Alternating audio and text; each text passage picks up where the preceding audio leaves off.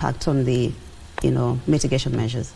I think I'll look at it from what the KRCS was doing. Of course, looking at the message that came quite early from the earlier one, maybe from meteorology, and started to make some preparations in training aqua rescue teams, making effort to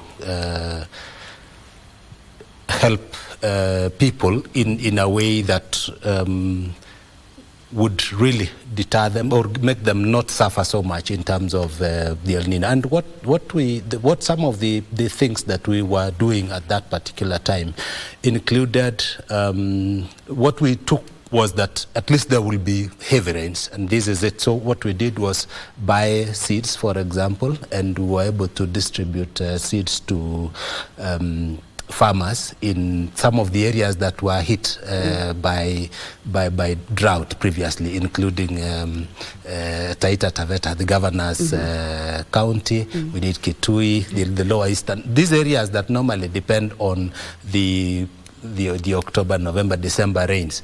And this really was supposed to assist these farmers, cushion them against, now the impact of the drought that they have been for almost 5 failed rains before.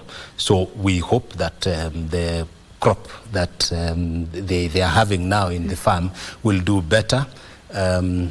Beside continuing to do sensitization of the volunteers and communities living in those areas, you are able to see a number of drainages that were opened.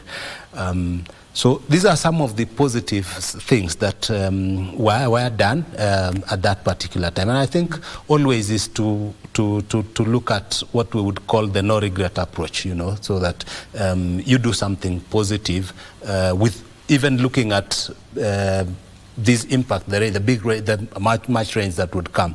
What would you do positive about it? And that's what we did. But then again, within the Red Cross, you do have experts, in weather and all that. Did that inform, the steps you took despite this back and forth? Yes, I think despite that, there were, of course, efforts to continue just with the information that was available.